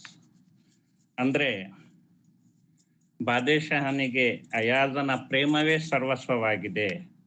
ಇದು ಯಾವುದೇ ಪ್ರಲೋಭನೆಯಿಂದ ಅಥವಾ ಆಸೆಯಿಂದ ಇದು ಹುಟ್ಟಿದ್ದಲ್ಲ, ಇದು ಶುದ್ಧ ಪ್ರೇಮ ಅಂತ ರೂಮಿ ಅದನ್ನು ಗುರುತಿಸುತ್ತಾರೆ. ಅದಲ್ಲದೆ ಶಾಯರೆ ಮಶ್ರಿಕ್ ಅಂತ ಕರೆಸಿಕೊಳ್ಳುವಂಥ ಅಲ್ಲಮ ಇಕ್ಬಾಲರು ಸಹ ಇವರ ಬಗ್ಗೆ ತಮ್ಮ ಕವನದ ಒಂದು ದ್ವಿಪದಿ, ಅದು ಎಲ್ಲಾ ಮುಸ್ಲಿಮರಿಗೆ ಸಹೋದರತ್ವ ಸಮಾನತೆಯ ಒಂದು ಸೂಕ್ತಿಯಾಗಿ ಅದು ಎಲ್ಲ ಕಡೆಗಳಲ್ಲಿ ಉಲ್ಲೇಖಿತವಾಗಿದೆ. ಏಕ್ ಹಿ ಸಫ್ ಮೇ ಖಡೆ ಮೆಹಮೂದ್ ಹೋ ಗಯೆ ಮೆಹಮೂದ್ ಅಯ್ಯಾಜ್ ನ ಕೋಯಿ ಬಂದಾ ರಹಾ ನ ಕೋಯಿ ಬಂದಾ ನವಾಜ್. ಅಂದ್ರೆ ಇಬ್ರು ಬಾದೇಶಹನು ಸಹ ಈ ಅಯಾಜ್ನನ್ನು ತನ್ನನ್ನು ಸರಿಸಮಾನ ಅಂತ ತಿಳಿತಿದ್ರು. ಅಲ್ಲಿ ಅವರ ಪ್ರೇಮ ಅಥವಾ ಅವರ ಇಬ್ಬರ ನಡುವಿನ ಸಂಬಂಧ ಅದೆಷ್ಟು ಆಗಿತ್ತು ಅಂತಂದ್ರೆ, ಅಲ್ಲಿ ಬಂದ ಯಾರು, ಭಕ್ತ ಯಾರು, ಒಡೆಯ ಯಾರು ಅನ್ನುವಂತಹ ಒಂದು ಸಂಬಂಧ ಅಳಿದು ಹೋಗಿತ್ತು ಎನ್ನುವಂಥದ್ದನ್ನು ಡಾಕ್ಟರ್ ಇಕ್ಬಾಲ್ ಅವರು ಹೇಳ್ತಾರೆ. ಅದಲ್ಲದೆ ಹಲವು ಸೂಫಿಗಳಿಗೆ ಸೂಫಿಗಳ ಕಾವ್ಯದಲ್ಲಿ ಈ ಮೆಹಮೂದ್ ಗಜ್ನವಿ ಮತ್ತು ಅಯಾಜ್ ಇವರು ಪರಮ ಪ್ರೇಮಿಗಳು ಅನ್ನುವಂಥ ಒಂದು ಜನಪ್ರಿಯರಾಗಿದ್ದಾರೆ. ಅದೇ ತರ ಶಾತುರಾಬ್ ಅಲಿ ಖಲಂದರ್ ಅನ್ನುವಂಥವರು ಸಹ ಕರೆ ಇಶ್ಕ್ ಮೆಹಮೂದ್ ಪರ್ ಕಬೋ ನಾಜ್ ಕೆ ಅಪ್ನಿ ಖದರ್ ಜಾನ್ತಾ ಹೈ ಅಯಾಜ್. ಯಾಕಂದ್ರೆ ಅಯಾಜ್ ಅಷ್ಟು ಉನ್ನತ ಸ್ಥಾನಕ್ಕೆ ಏರಿದ್ರು ಸಹ ಅವನು ಯಾವಾಗಲೂ ತನ್ನ ಬಡತನ, ತಾನು ಯಾವ ಪರಿಸ್ಥಿತಿಯಿಂದ ಈ ಸ್ಥಾನಕ್ಕೆ ಬಂದಿದ್ದಾನೆ ಅಂತ ಜೀವನ ಪರ್ಯಂತ ಮರೆಯೋದಿಲ್ಲ. ಅವನ ಬಗ್ಗೆ ಒಂದು ಕಥೆನೂ ಇದೆ. ದಿನಾಲೂ ಅವನು ರಾತ್ರಿ ಹೋಗಿ ಒಂದು ತನ್ನ ಕೋಣೆಯ ಕೆಳಗಡೆ ಒಂದು ಚಿಕ್ಕ ಕೋಣೆಯನ್ನು ಮಾಡಿದ್ದ. ಅದಕ್ಕೆ ಹೋಗಿ ಅಲ್ಲಿ ಬಹಳಷ್ಟು ಹೊತ್ತು ಕೂತ್ಕೊಂಡು ಧ್ಯಾನ ಮಾಡ್ತಿದ್ದ. ಬಹಳಷ್ಟು ಜನ ಅವನ ಬಗ್ಗೆ ತಪ್ಪು ತಿಳಿದು ಇವನು ಬಹಳಷ್ಟು ಸಂಪತ್ತನ್ನು ಸಂಪಾದಿಸಿದ್ದಾನೆ, ಇವನ ಬಗ್ಗೆ ವಿಚಾರಣೆ ಮಾಡಬೇಕು ಅಂತ ಬಾದೇಶಹನಿಗೆ ದೂರು ಕೊಡ್ತಾರೆ. ಆಗ ಬಾದೇಶಹನೇ ಅಯಾಜ್ನನ್ನು ಕರ್ಕೊಂಡು ಆ ಕೋಣೆಗೆ ಹೋಗ್ತಾರೆ. ಅಲ್ಲಿ ಹೋದ್ರೆ ಒಂದು ಸಂದೂಕ್ ಇರುತ್ತೆ, ಒಂದು ಪೆಟ್ಟಿಗೆ ಇರುತ್ತೆ. ಈ ಪೆಟ್ಟಿಗೆ ಅದಕ್ಕೆ ಒಂದು ದೊಡ್ಡದಾದಂತಹ ಬೀಗ ಇರುತ್ತೆ. ಬಹುಶಃ ಇದರಲ್ಲಿ ಏನೋ ಇದೆ. ಅದನ್ನು ತೆಗೆಸಿ ನೋಡಿದಾಗ ಅದರಲ್ಲಿ ಒಂದು ಹರಿದ ಶರ್ಟ್, ಅಂಗಿ, ಒಂದು ಚಪ್ಪಲಿ ಮತ್ತು ಒಂದು ಕೋಲು ಇರುತ್ತೆ. ಅದು ಹೇಳ್ತಾನೆ, ಇದು ನನ್ನ ಆ ಕೆಟ್ಟ ದಿನಗಳ ಗುರುತುಗಳಾಗಿವೆ. ನನ್ನ ಹರಿದ ಅಂಗಿ ಮತ್ತು ನನ್ನ ಹರಿದ ಚಪ್ಪಲಿ ಮತ್ತು ಈ ಕೋಲಿನಿಂದ ನಾನು ನನಗೆ ನನ್ನ ಒಡೆಯ ಹೊಡಿತಿದ್ದ. ಇದನ್ನು ನಾನು ಮರಿಲಿಕ್ಕೆ, ನಾನು ಎಷ್ಟೇ ಎತ್ತರಕ್ಕೆ ಹೋದರೂ ನನಗೆ ಇದನ್ನು ಮರಿಲಿಕ್ಕೆ ಆಗೋದಿಲ್ಲ ಅಂತ. ಈ ಘಟನೆ ಸೂಫಿಗಳಿಗೆ ತುಂಬಾ ಅವರನ್ನು ಆಕರ್ಷಿಸುತ್ತೆ. ಹೀಗಾಗಿ ಇಲ್ಲಿ ಬಂದೇ ನವಾಜರು ಹೇಳ್ತಾರೆ, ನನ್ನನ್ನು ಮೆಹಮೂದ್ ಗಜನವಿ ಅಥವಾ ಬಾದೇಶಹ ಅಂತ ತಿಳುವುದು ಅಷ್ಟು ಸರಿಯಲ್ಲ, ಆದರೆ ನನ್ನನ್ನು ಅಯ್ಯಾಜ್ ಅಂತ ಆ ಮಟ್ಟದ ಒಂದು ಭಕ್ತ ಅಂತ ತಿಳಿಯುವುದು ಸಹ ಸರಿ ಇಲ್ಲ ಅನ್ನುವಂಥದ್ದನ್ನು ಹೇಳಲಿಕ್ಕೆ ಇಲ್ಲಿ ಪ್ರಯತ್ನಿಸುತ್ತಾರೆ. ಮುಂದಿನ ದ್ವಿಪದಿಯಲ್ಲಿ ಮೊಹಮ್ಮದನಿಗೆ ಪ್ರೀತಿ ಪ್ರೇಮವೇ ಸರ್ವಸ್ವವಾಗಿಹುದು ನಿಸ್ಸಂದೇಹ, ಯಾಕೆಂದರೆ ಅವನು ನಖಶಿಕಾಂತ ಪ್ರೇಮಿಯಾಗಿರುವುದು ನಿಜವಾಗಿದೆ. ಮೊಹಮ್ಮದನಿಗೆ ಯಾಕಂದ್ರೆ ದೇವರ ಸಾನ್ನಿಧ್ಯ ಅಥವಾ ಸಾಮೀಪ್ಯ ಕೇವಲ ಪ್ರೇಮದಿಂದ ಪ್ರಾಪ್ತಿಯಾಗಬಹುದು ಎಂಬುದು ಬಂದೇ ನವಾಜರ ಅನಿಸಿಕೆಯಾಗಿತ್ತು. ಇದಕ್ಕಾಗಿ ಕೇವಲ ಸ್ವಲ್ಪ ಮಟ್ಟಿನ ಪ್ರೇಮಿ ಆಗಿರುವುದರಿಂದ ನಾವು ದೇವರನ್ನು ಪ್ರಾರ್ಥಿಸಿಕೊಳ್ಳಲಿಕ್ಕೆ ಸಾಧ್ಯವಿಲ್ಲ. ಆದುದರಿಂದ ನಾವು ಕಶಿಕಾಂತವಾಗಿ ಅಂದ್ರೆ ಸಂಪೂರ್ಣವಾಗಿ ಪರಿಪೂರ್ಣವಾಗಿ ಪ್ರೇಮಿಯಾಗಿ ದೇವರನ್ನು ಬೇಕಾಗಿದೆ. ಇದೇ ಭಾವವನ್ನು ಸಹ ಮನ್ಸೂರ್ ಹಲ್ಲಾಜರವರು ಸಹ ವ್ಯಕ್ತಪಡಿಸ್ತಾರೆ. ನಾವು ಅದೆಷ್ಟು ದೇವರ ಪ್ರೀತಿ ಅಂದ್ರೆ ದೇವರು ಮತ್ತು ಭಕ್ತನ ಮಧ್ಯೆ ಒಂದು ಅಂತಸ್ತು ಇದು ಅಳಿದು ಹೋಗಬೇಕು. ಅದಕ್ಕಾಗಿ ಅವರು ನಾನು ಆ ಸತ್ಯದ ಆ ಹಕ್ಕನ ಸಮೀಪ ಆಗಿದ್ದೇನೆ, ನಾನು ಅನ್ಹಲ್ ಹಕ್ ಆಗಿದ್ದೇನೆ ಅನ್ನುವಂತ ಹೇಳಿ ತೀರಾ ಘೋರವಾದ ಒಂದು ಶಿಕ್ಷೆಗೆ ಗುರಿ ಆಗ್ತಾರೆ. ಇದು ಬಂದೇ ನವಾಜರ ಹೇಳಿಕೆಯಾಗಿದೆ. ಮುಂದಿನ ಶೇರ್ನಲ್ಲಿ ತಮ್ಮ ಕಠಿಣ ಸಿದ್ಧಿಯಿಂದ ಅವರು ತಲುಪಿರಬಹುದು ಚಂದ್ರನನ್ನು. ಆ ಕಾಲಕ್ಕೆ ಚಂದ್ರ ಒಂದು ಎತ್ತರದ ಸ್ಥಾನದಲ್ಲಿರುವ ನಮ್ಮ ಕೈಗೆ ಎಟಕದ ಒಂದು ಅಪರೂಪದ ವಸ್ತುವಾಗಿತ್ತು. ಆದುದರಿಂದ ಜನರು ಕಠಿಣ ಸಾಧನೆಯಿಂದ ಚಂದ್ರನಿಗೆ ತಲುಪಬಹುದಾಗಿದೆ. ಆದರೆ ಅದಕ್ಕಿಂತಲೂ ಚಂದ್ರ ಏನಿದೆ ಅಷ್ಟು ಎತ್ತರದಲ್ಲಿದ್ದರೂ ಅದು ಒಂದು ಸ್ಥಾಯಿ ಸ್ಥಾನದಲ್ಲಿ ಇದ್ದಾನೆ, ಒಂದು ಜಡ ಸ್ಥಾನದಲ್ಲಿ. ಅವನು ನಮ್ಮ ಜೊತೆ ಸೇರ್ಲಿಕ್ಕೆ ಸಾಧ್ಯ ಇಲ್ಲ. ಆದರೆ ಅದಕ್ಕೆ ವ್ಯತಿರಿಕ್ತವಾಗಿ ಮುಂದಿನ ಸಾಲಿನಲ್ಲಿ ಎತ್ತರದಲ್ಲಿ ಆದರೆ ತೋಟದ ತುರಾಯಿ ವೃಕ್ಷವೇ ಶ್ರೇಷ್ಠವಾಗಿದೆ. ಈ ಸರೂಕ ಝಾಳ ಅಂತಾರೆ ತುರಾಯಿ ಅಂದ್ರೆ, ಅದು ತೀರಾ ಎತ್ತರಕ್ಕೆ ಬೆಳೆಯುತ್ತೆ. ಆದುದರಿಂದ ಎತ್ತರದಲ್ಲಿ ಆ ಚಂದ್ರನೇನು ಅದು ತನ್ನ ಸಾಧನೆಯಿಂದ ಅವನು ಆ ಸ್ಥಾನಕ್ಕೆ ತಲುಪಿಲ್ಲ. ಆದರೆ ಈ ತುರಾಯಿ ಮರ ಹಂತವಾಗಿ ಬೆಳೆದು ಆ ಎತ್ತರಕ್ಕೆ ಏರಿದ್ದಾನೆ ಎನ್ನುವಂಥ ರೂಪಕದ ಮೂಲಕ ಬಂದೇ ನವಾಜರು ನಾವು ನಮ್ಮ ಪ್ರಯತ್ನ ಮತ್ತು ಸಾಧನೆಯಿಂದ ಆ ಉನ್ನತ ಸ್ಥಾನಕ್ಕೆ ಸೇರಬಹುದಾಗಿದೆ ಅನ್ನುವುದನ್ನು ಹೇಳ್ತಾರೆ. ಅದನ್ನೇ ಮುಂದುವರಿಸುತ್ತಾ ಚಂದ್ರನ ಔನ್ನತ್ಯ ವಾಸ್ತವಿಕ, ಅದು ತನ್ನ ಸ್ಥಾನದಲ್ಲಿದೆ. ಆದರೆ ಈ ಔನ್ನತ್ಯ ಸ್ವಯಂ ಎಲ್ಲಿ ಹೇಳು. ಆದರೆ ಚಂದ್ರನ ಆ ಉನ್ನತಿ ಅಥವಾ ಆ ಎತ್ತರದ ಸ್ಥಾನ ಅದು ಅದರ ಸಾಧನೆಯಲ್ಲ. ಹೀಗಾಗಿ ತುರಾಯಿ ವೃಕ್ಷವು ತನ್ನ ಎತ್ತರ ಸಾರುವುದರಲ್ಲಿ ತಪ್ಪೇನಿದೆ. ಒಬ್ಬ ವ್ಯಕ್ತಿ ತಾನು ಸಾಧನೆ ಮಾಡಿ ಆ ಸ್ಥಾನಕ್ಕೆ ತಲುಪಿದ್ರೆ ಅದನ್ನು ಹೇಳಿಕೊಳ್ಳೋದ್ರಲ್ಲಿ ತಪ್ಪೇನಿದೆ ಎನ್ನುವಂಥದ್ದು ಬಂದೇ ನವಾಜರು ಇಲ್ಲಿ ಹೇಳಲಿಕ್ಕೆ ಪ್ರಯತ್ನಿಸುತ್ತಾರೆ. ಒಟ್ಟಾರೆ ಇಲ್ಲಿ ಈಗಾಗಲೇ ಹೇಳಿದಂತೆ ದೇವರೆಂದರೆ ಒಂದು ಅಸೀಮ ಸೌಂದರ್ಯ, ಅದು ಒಂದು ಶ್ರೇಷ್ಠವಾದಂತಹ ಸೌಂದರ್ಯ. ಅವನ ಸ್ಥಾನವನ್ನೇ ಅರಿಯಲು ಈ ಸೃಷ್ಟಿ ರೂಪುಗೊಂಡಿದೆ. ಯಾಕಂದ್ರೆ ಬಹಳಷ್ಟು ಸೂಫಿಗಳ ದೃಷ್ಟಿಯಲ್ಲಿ ಈ ಸೃಷ್ಟಿ, ಈ ಬ್ರಹ್ಮಾಂಡ ಅಂದ್ರೆ ಅದು ಕೇವಲ ಜಡ ಆಯ್ತು. ಆದ್ರೆ ಸೃಷ್ಟಿಯ ಚರಾಚರ ಜೀವಿಗಳು ಅದು ದೇವರ ಅಸ್ತಿತ್ವದ ದರ್ಪಣವಾಗಿದೆ ಅಂತ ಅವರು ಭಾವಿಸ್ತಾರೆ. ಈ ದರ್ಪಣ ಅನ್ನುವಂಥದ್ದು ಸೂಫಿಗಳಲ್ಲಿ ಅತಿ ಮಹತ್ವದ ಸ್ಥಾನ. ಯಾಕಂದ್ರೆ ಇಸ್ಲಾಮಿಕ್ ನಂಬಿಕೆಯಲ್ಲಿ ದೇವರು ಈ ಭೂಮಿಯ ಮೇಲೆ ನೇರವಾಗಿ ಜನ್ಮ ತಾಳುವುದಿಲ್ಲ. ಮತ್ತು ಎರಡನೇದಾಗಿ ಭಕ್ತನು ದೇವರನ್ನು ನೇರವಾಗಿ ಕಾಣಲಿಕ್ಕೆ ಸಾಧ್ಯವಿಲ್ಲ. ಆದುದರಿಂದ ದೇವರ ಇನ್ನೊಂದು ರೂಪವಾದ ಅವನ ಸೃಷ್ಟಿ, ಅದು ಸೃಷ್ಟಿಕರ್ತನ ದರ್ಪಣವಾಗಿದೆ. ಇದನ್ನೇ ಬೆಹರಿಯವರು ಸಹ, ಮೆಹಮೂದ್ ಬೆಹರಿಯವರು ಬ್ರಹ್ಮಾಂಡವು ಜೀವದ ದರ್ಪಣವಾಗಿದೆ, ಹಾಗೂ ಜೀವವು ಅಂದ್ರೆ ಪ್ರತಿಯೊಂದು ಜೀವಿಯು ಪರಮ ಪ್ರೇಮಿಯ ದರ್ಪಣವಾಗಿದೆ ಎಂದು ಹೇಳುತ್ತಾರೆ ತಮ್ಮ ಗ್ರಂಥದ ಪುಟ ಸಂಖ್ಯೆ 163ರಲ್ಲಿ. ಆದುದರಿಂದ ನಾವು ಈ ದೇವರನ್ನು ಸೃಷ್ಟಿಯಲ್ಲಿ ಕಾಣಬಹುದಾಗಿದೆ. ಈ ಸೃಷ್ಟಿಯನ್ನು ನೈಜವಾಗಿ, ಸೃಷ್ಟಿ ಅಂದರೆ ಸಮಸ್ತ ಜೀವಚರಗಳು, ಅದು ಪ್ರೀತಿಸುವ ಮೂಲಕ ನಾವು ದೇವರ ಸಾಕ್ಷಾತ್ಕಾರ ಅಥವಾ ಅನುಭವವನ್ನು ಪಡೆಯಬಹುದಾಗಿದೆ. ಯಾಕೆಂದ್ರೆ ನೇರವಾಗಿ ದೇವರನ್ನು ಕಾಣಲಿಕ್ಕೆ ಸಾಧ್ಯವಿಲ್ಲ.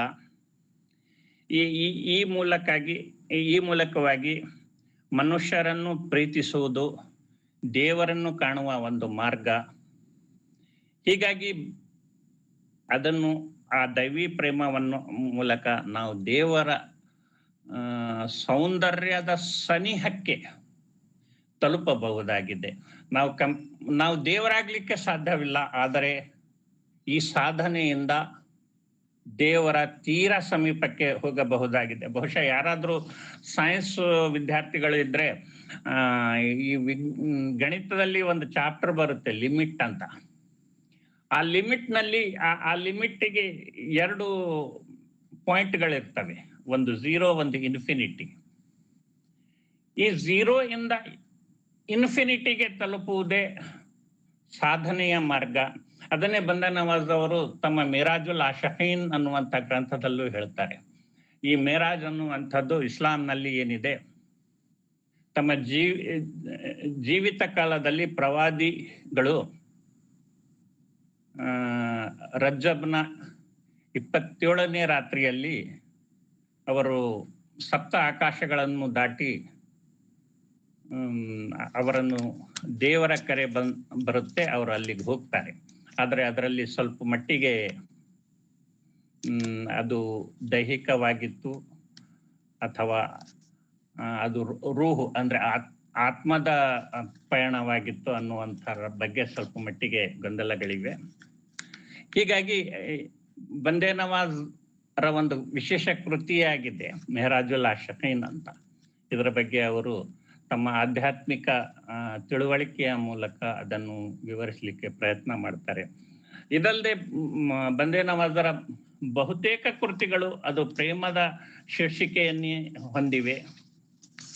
ಉದಾಹರಣೆಗೆ ವಜೂದುಲ್ ಆಶೀನ್, ಆಶಿಖ್, ಈ ತರಹದ ಅವರ ಕೃತಿಗಳ ಶೀರ್ಷಿಕೆಗಳಾಗಿವೆ. ಸೂಫಿ ಸಾಹಿತ್ಯದಲ್ಲಿ ಅಥವಾ ಸೂಫಿ ಸಿದ್ಧಾಂತದಲ್ಲಿ, ಸೂಫಿ ತತ್ವಜ್ಞಾನದಲ್ಲಿ ಪ್ರೇಮಕ್ಕೆ ಅತ್ಯಂತ ಮಹತ್ವವಿದೆ. ಆದರೆ ಆ ಪ್ರೇಮ ಏನು ಎಂಬುದು ಪ್ರತಿಯೊಬ್ಬ ಸೂಫಿನಲ್ಲಿ ಸ್ವಲ್ಪ ವ್ಯತ್ಯಾಸ ಇದೆ. ಆದರೆ ಅದರ ಮುಖ್ಯ ಇದು ಅಂದ್ರೆ ಈ ಪ್ರೇಮದ ಮೂಲಕವೇ, ಪ್ರೇಮಿಸುವುದರಿಂದಲೇ ನಾವು ದೇವರ ಸಾನ್ನಿಧ್ಯವನ್ನು ಅಥವಾ ಅವನ ಸಾಮೀಪ್ಯವನ್ನು ಪಡೆಯಬಹುದಾಗಿದೆ ಎಂಬುದಾಗಿ.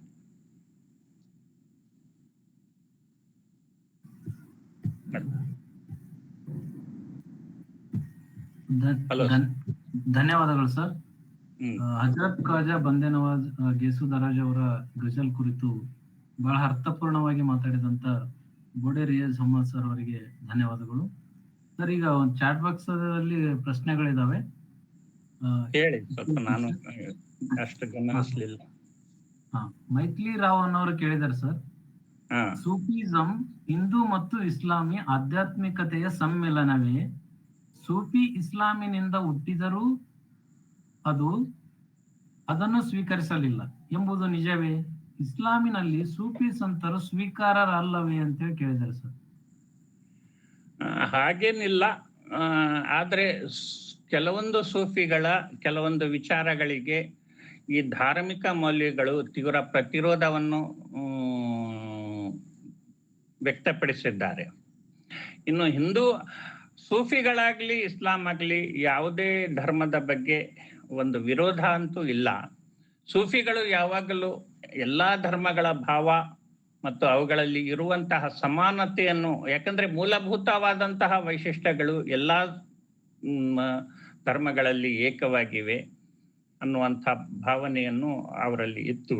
ಹೀಗಾಗಿ ಅಂತ ಯಾವುದೇ ಪ್ರತಿರೋಧ ಅಥವಾ ವಿರೋಧ ಸೂಫಿಗಳಿಂದ ಯಾವುದೇ ಧರ್ಮದ ಕುರಿತಾಗಿ ಇರಲಿಲ್ಲ ಅಥವಾ ಕಂಡು ಬಂದಿಲ್ಲ.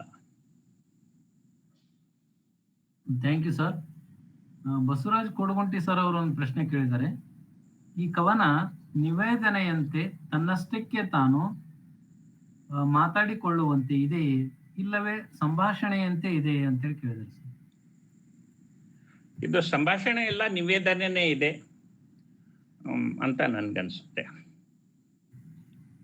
ಮತ್ತು ಅಂದು ನಾನು ಹೇಳಿದ್ನಲ್ಲ, ಆ ದಿನದ ಪ್ರವಚನದ ನಂತರ ಅವರು ಈ ಕವನವನ್ನು ವಾಚಿಸಿದ್ದಾರೆ. ಇದು ಯಾವುದೇ ಒಂದು ಕವನ ಸಂಗ್ರಹದಲ್ಲಿ ಇಲ್ಲ.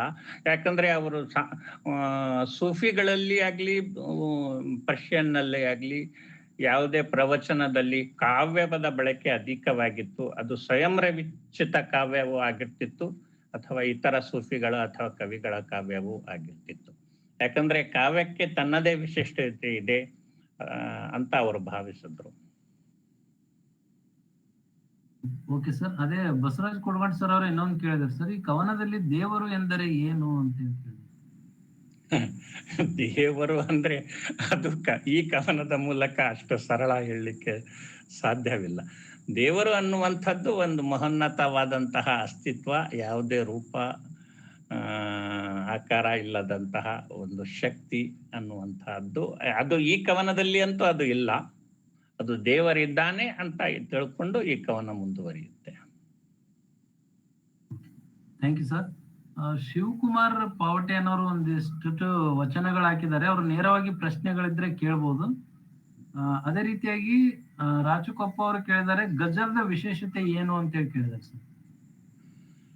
ಗಜಲ್ನ ವಿಶೇಷತೆ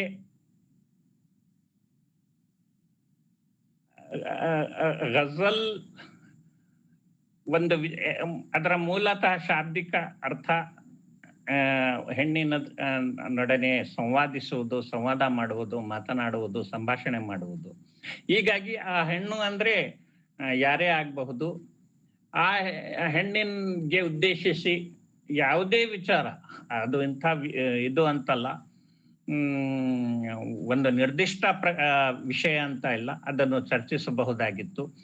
ಈ ಗಜಲ್ನ ವಿಶೇಷತೆ ಏನಂದ್ರೆ, ಒಂದು ಶ್ರೇಷ್ಠ ಗಜಲ್ ಅಂತಂದ್ರೆ ಅದರ ಪ್ರತಿಯೊಂದು ಶೇರ್ ಒಂದೊಂದು ಪ್ರತಿಯೊಂದು ಶೇರ್ ಒಂದೊಂದು ಸ್ವತಂತ್ರ ಕವನದಂತೆ ಇದ್ದು, ಅದರಲ್ಲೇ ಆ ಶೇರ್ನಲ್ಲೇ ಒಂದು ಪರಿಪೂರ್ಣವಾದಂತಹ ವಿಚಾರವನ್ನು ಹೇಳುವುದಾಗಿದೆ.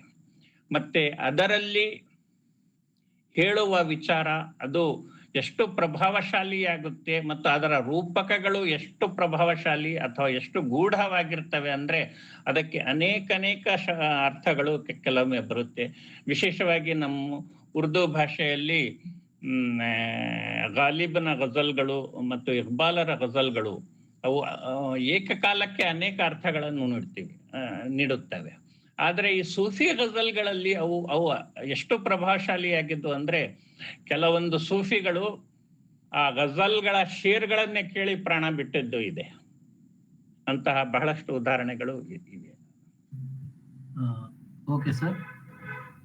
ಎಚ್ ರಾಠೋಡ್ ಅವರು ಒಂದು ಪ್ರಶ್ನೆ ಕೇಳಿದ್ರು ಸರ್. ಇದು ಯಾವ ಪ್ರಕಾರದ ಗಜಲ್ ಸರ್? ಗಜಲ್ ನಲ್ಲಿ ಭಗವಂತನ ಬಗ್ಗೆ ಉಲ್ಲೇಖಿಸಿದರೆ ಅದು ನಾದ ಅಥವಾ ನಾಥ ಪ್ರಕಾರವಾಗುತ್ತದೆ, ಗಜಲ್ ಎನಿಸಿಕೊಳ್ಳುವುದಿಲ್ಲ ಎಂದು ಕೇಳಿದ್ದೇನೆ. ಈ ಗೊಂದಲ ಬಗೆಹರಿಸಿ ಅಂತ ಹೇಳಿ ಕೇಳ್ಕೊಂಡಿದ್ದಾರೆ. ನಾದ ನಾಥ ಅನ್ನುವಂಥದ್ದೇನಿಲ್ಲ. ಯಾಕಂದ್ರೆ ನಾದ ನಾಥಕ್ಕಿಂತಲೂ ಮುಂಚೆನೂ ಸಹ ಗಜಲ್ ಪ್ರಕಾರ ಇತ್ತು. ಅದು ಯಾವುದೇ ವಿಷಯ, ಇದು ಗೂಢವಾದಂತಹ ಗಜಲ್ಗಳು ಇದ್ದಾವೆ. ಇದಕ್ಕೆ ಸೂಫಿ ಗಜಲ್ ಅಂತ ಹೇಳಬಹುದು ಅಷ್ಟೇ. ಓಕೆ, ಧನ್ಯವಾದಗಳು ಸರ್. ಅಂಬ್ಲಯ್ಯ ಎಂ ಸೈದಾಪುರ ಅವರು ಒಂದು ಪ್ರಶ್ನೆ ಕೇಳಿದ್ದಾರೆ ಸರ್.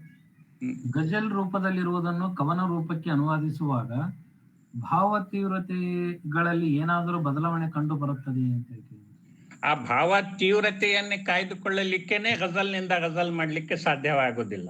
ಯಾಕಂದ್ರೆ ಗಜಲ್ ಕೇವಲ ಭಾವವಿಲ್ಲದೆ ಅದಕ್ಕೆ ಒಂದು ನಿರ್ದಿಷ್ಟ ಛಂದಸ್ಸು ಇದೆ. ಆ ವಿಚಾರಧಾರೆಗೆ ಸರಿಹೊಂದುವಂತಹ ರದೀಫ್ ಮತ್ತು ಖಾಫಿಯಗಳು ಅನುವಾದದಲ್ಲಿ ಸಿಗುವುದು ಅಥವಾ ಅನುವಾದದ ಭಾಷೆಯಲ್ಲಿ ದೊರಕುವುದು ಸ್ವಲ್ಪ ಕ್ಲಿಷ್ಟಕರವಾಗಿರುತ್ತದೆ. ಆ ಭಾವಕ್ಕೆ ಪ್ರಾಮುಖ್ಯತೆ ಕೊಡಬೇಕಾದ್ರೆ ನಾವು ಗಜಲ್ನ ಛಂದಸ್ಸಿಗೆ ಮಹತ್ವ ಸ್ವಲ್ಪ ಕಡಿಮೆ ಆಗುತ್ತೆ. ಇಲ್ಲ, ಗಜಲ್ನ ಛಂದಸ್ಸಿಗೆ ಮಹತ್ವ ಕೊಡಬೇಕಾದ್ರೆ ಅದು ಕೇವಲ ಒಂದು ಶಾಬ್ದಿಕವಾದಂತಹ ಕವನ ಆಗುತ್ತೆ. ಆದ್ರೆ ಅದು ಕನ್ನಡದಲ್ಲಿಯೂ ಸಹ ಅದು ಗಜಲ್ನ ಸಂಪೂರ್ಣ ಛಂದಸ್ಸಿನ ನೀತಿ ನಿಯಮಗಳನ್ನು ಹೊಂದಿರುತ್ತದೆ. ಹೀಗಾಗಿ ನಾನು ಅದನ್ನು ಈ ಈ ನಿರ್ದಿಷ್ಟ ಗಜಲ್ ಅನ್ನು ಒಂದು ಕವನ ರೂಪದಲ್ಲಿ ಅನುವಾದ ಮಾಡಿದ್ದೇನೆ. ತಾವು ಇದನ್ನು ಕೇಳಿದ್ದೀರಿ, ಅದು ಎಷ್ಟು ತಮಗೆ ಆಕರ್ಷಕ ಅನ್ಸಿತ್ತು ಅದು ನೀವು ಹೇಳಬೇಕು. ಓಕೆ, ಧನ್ಯವಾದಗಳು ಸರ್. ಈಗ ಈ ಗಜಲ್ ಈಗಾಗಲೇ ಕನ್ನಡದಲ್ಲಿ ಈ ನಿರ್ಹಮ್ ಅನ್ನುವಂತಹ ಒಂದು ಸಂಪಾದಿತ ಕೃತಿಯಲ್ಲಿ ಪ್ರಕಟ ಆಗಿದೆ. ಇದು ಪೀರ್ ಭಾಷಾ ಮತ್ತು ಡಾಕ್ಟರ್ ಅನುಪಮ್ ಅವರು ಅದನ್ನು ಸಂಗ್ರಹಿಸಿದ್ದಾರೆ. ಧನ್ಯವಾದಗಳು ಸರ್. ಈಗ ಇನ್ಬಾಕ್ಸ್ ನಲ್ಲಿ ಇರುವಂತ ಪ್ರಶ್ನೆಗಳು ಮುಗಿದು ಸರ್. ನೇರವಾಗಿ ಯಾರಾದ್ರೂ ಪ್ರಶ್ನೆಗಳು ಕೇಳೋರಿದ್ರೆ ಕೇಳಬಹುದು. ಪ್ರಶ್ನೆಗಳಿಗೆ ಅವಕಾಶ ಇದೆ ಕೇಳಲು, ದಯಮಾಡಿ.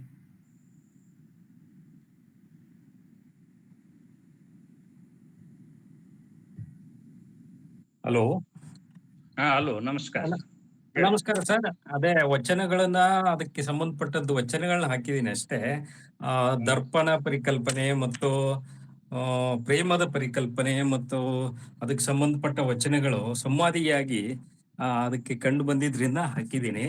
ಆದ್ರೆ ಪ್ರಶ್ನೆ ಏನಿಲ್ಲ. ಈಗ ಬಂದೇ ನವಾಜ್ ಅವರು 1400 ಸುಮಾರಿಗೆ ಗುಲ್ಬರ್ಗಾ ಬಂದಾಗ ಅವರು ದಖನಿಯಲ್ಲಿ ಬರೆಯೋದಕ್ಕೆ ಶುರು ಮಾಡಿದ್ರು ಅಂತ ಹೇಳಿದ್ರೆ, ಸೊ ಅವಾಗ್ಲೇನೆ ದಖನಿ ಪರ್ಷಿಯನ್ಗಿಂತಾನು ಹೆಚ್ಚು ಬಳಕೆಯಲ್ಲಿತ್ತ? ಇಲ್ಲ, ಅದು ಅದು ಕಾವ್ಯದ ಭಾಷೆಯಾಗ್ಲಿ ಅಥವಾ ಬರವಣಿಗೆಯ ಭಾಷೆ ಆಗಿರ್ಲೇ ಇಲ್ಲ. ಅದು ಕೇವಲ ಒಂದು ಆಡು ಮಾತಿನ ಭಾಷೆ ಇತ್ತು ಜನರಲ್ಲಿ. ಆದ್ರೆ ಇವರು ಬರೆದಿರೋದ್ರಿಂದ ಅದು ಒಂದು ಸಾಹಿತ್ಯಿಕ ಭಾಷೆ ಆಯ್ತು ಅಂತ ನಾನು ಹೇಳಲಿಕ್ಕೆ ಪ್ರಯತ್ನಿಸಿದ್ದೆ. ಸರಿ ಸರ್. ಆದುದರಿಂದ ಅವರೇನು ತಮ್ಮ ವಿಚಾರಧಾರೆಯನ್ನು ಈಗಾಗಲೇ ಅವರು ಪರ್ಷಿಯನ್ ಮತ್ತು ಅರಬಿಕ್ ಭಾಷೆಗಳಲ್ಲಿ ಇದಕ್ಕಿಂತ ಮುಂಚೆ ಅವರು ದೆಹಲಿಯಲ್ಲಿ ಇದ್ದಾಗ ಅದನ್ನು ಮಾಡಿದ್ರು. ಆದ್ರೆ ಇಲ್ಲಿಯ ಜನರಿಗೆ ಅವರು ತಮ್ಮ ವಿಚಾರಧಾರೆಯನ್ನು ಜನಸಾಮಾನ್ಯರಿಗೆ, ಅದರಲ್ಲೂ ಸಮುದಾಯದ ಜನರಿಗೆ ತಿಳಿಸುವುದು ಅವರ ಉದ್ದೇಶವಾಗಿತ್ತು. ಹೀಗಾಗಿ ಅವರು ಅದನ್ನು ದಖನಿ ಭಾಷೆಯಲ್ಲಿ ರಚನೆ ಮಾಡಿದ್ರು. ಅದರಲ್ಲಿ ಬಹಳಷ್ಟು ಏನಿದೆ, ತಳ ಸಮುದಾಯದ ಆಶಯಗಳು ಅಥವಾ ಅವರನ್ನು ಯಾವ ರೀತಿ ಕಾವ್ಯಾತ್ಮಕವಾಗಿ ಪ್ರಭಾವಿಸಬಹುದ. ಉದಾಹರಣೆಗೆ ಆ ಕಾಲದಲ್ಲಿ ಚಕ್ಕಿನಾಮ ಅವರು ಪ್ರಥಮವಾಗಿ ಬರೆದಿದ್ದು, ಅದು ತುಂಬಾ ಜನಪ್ರಿಯವಾಗಿದೆ. ಅಂದ್ರೆ ಈ ಕಾಳುಗಳನ್ನು ಅಥವಾ ಜೋಳವನ್ನು ಬೀಸುವಾಗ ಸ್ತ್ರೀಯರು, ಮಹಿಳೆಯರು ಹಾಡುವಂತಹ ಒಂದು ಹಾಡಿನ ರೂಪದಲ್ಲಿ ಅವರು ಚಕ್ಕಿನಾಮ ಬರೆದಿರುತ್ತಾರೆ. ಸರಿ, ಓಕೆ, ಧನ್ಯವಾದಗಳು ಸರ್. ಮತ್ತೆ ಅಮ್ಲಯ್ಯ ಎಂ ಸೈದಾಪುರ್ ಅವರು ಗಜನವಿ ಮತ್ತು ಆಜಾನ್ ಪದ ಬಳಕೆಯ ಹಿನ್ನೆಲೆ. 1 ಸೆಕೆಂಡ್ ಸರ್, ಆ ಪ್ರಶ್ನೆ ಇದಾಯ್ತು. ಗಜನವಿ ಮತ್ತು ಅಯ್ಯಾಜ್.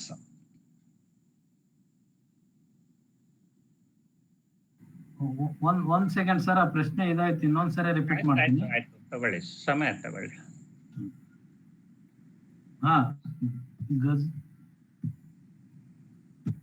ಗಜನವಿ ಮತ್ತು ಹಯಾಜ್ ಪದ ಬಳಕೆಯ ಹಿನ್ನೆಲೆ ಮತ್ತು ಅರ್ಥ ವಿಸ್ತಾರವನ್ನು ಇನ್ನಷ್ಟು ವಿಸ್ತರಿಸಲು ಪ್ರಯತ್ನವಿದೆ ಅಂತ ಕೇಳಿದೆ ಸರ್.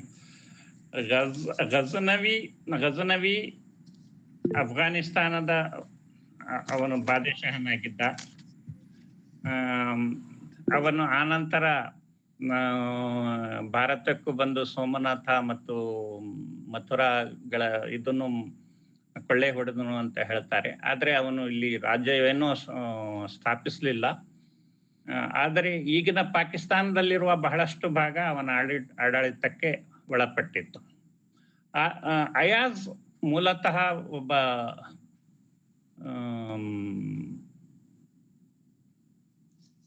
ಗುಲಾಮನಾಗಿ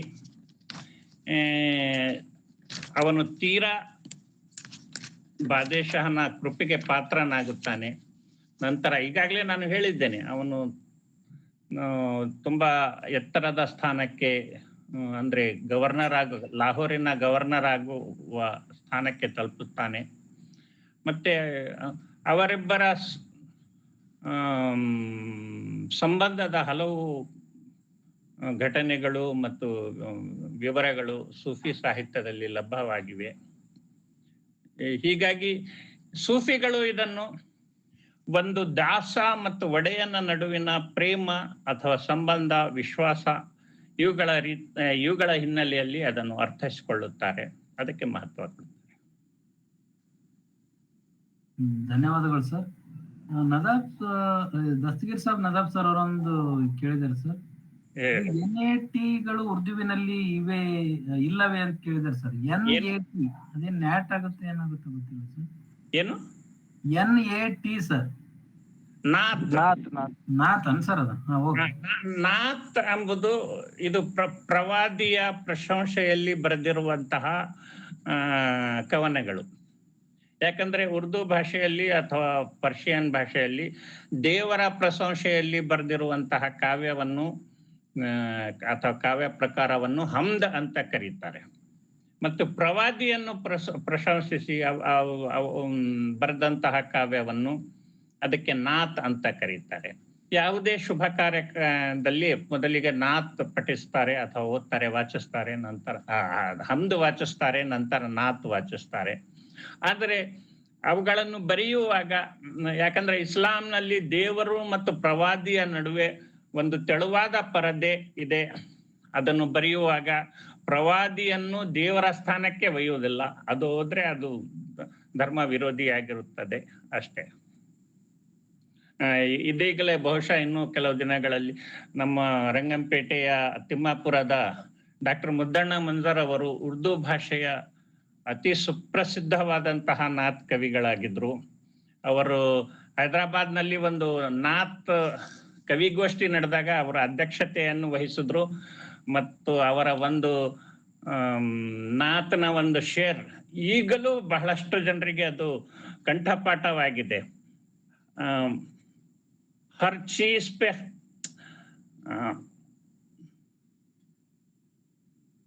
पाबंद मुकद्दर होकर भी ಇದು ಡಾಕ್ಟರ್ ಮುದ್ದಣ್ಣ ಮಂಜರ್ ಅವರ ಶೇರ್, ನಾತ್ನ ಶೇರ್. पाबंद मुकद्दर होकर भी हर चीज पे खातिर है इंसान, मुख्तार का आलम मोहताज का आलम ये है तो मुख्तार का आलम क्या होगा. ಅಂದ್ರೆ ತೀರಾ ಅಸಹಾಯಕನಾಗಿಯೂ ಮನುಷ್ಯ ಅಂದ್ರೆ ತನ್ನ ವಿಧಿಯ ಅಡಿಯಲ್ಲಿ ಇದ್ದು ಮನುಷ್ಯ ಏನೇನೋ ಸಾಧಿಸಿದ್ದಾನೆ. ಒಬ್ಬ ಅಸಹಾಯಕನ ಪರಿಸ್ಥಿತಿ ಇದಾಗಿದ್ದರೆ ಸರ್ವ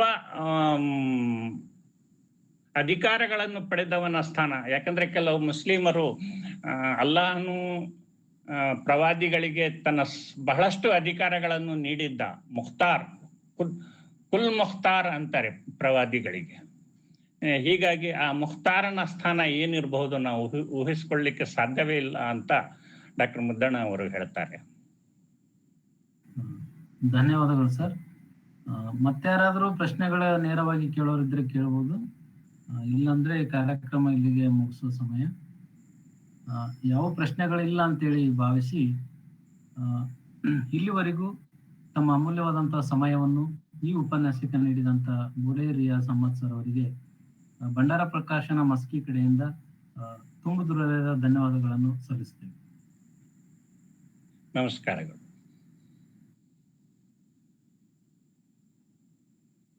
ಅದೇ ರೀತಿಯಾಗಿ ಈ ಕಾರ್ಯಕ್ರಮದಲ್ಲಿ ಭಾಗವಹಿಸಿದಂತ ಎಲ್ಲರಿಗೂ ಧನ್ಯವಾದಗಳನ್ನು ಸಲ್ಲಿಸುತ್ತಾ ಈ ಕಾರ್ಯಕ್ರಮವನ್ನು ಇಲ್ಲಿಗೆ ಮುಗಿಸ್ತಾ ಇದ್ದೀನಿ. ನಮಸ್ಕಾರ.